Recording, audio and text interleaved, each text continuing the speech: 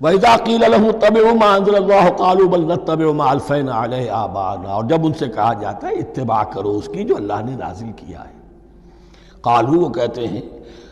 بل نتبع ما الفینا علیہ آباءنا، ہم تو پیروی کریں گے اس کی جس پر ہم نے پایا اپنے آباء و اجداد کو۔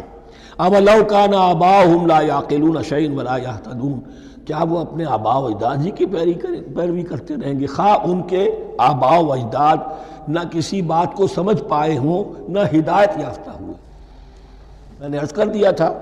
کہ سورہ بقرہ میں جہاں دعوت تیسرے رکوع کی پہلی آیت شروع ہوئی، یا ایھا الناس اعبدوا ربکم الذی خلقکم والذین من قبلکم لعلکم تعقلون، وہ بھی تو مخلوق تھے جیسے تم مخلوق ہو، تم سے خطا ہو سکتی ہے ان سے بھی ہوئی، تم غلطی کر سکتے ہو انہوں نے بھی کی۔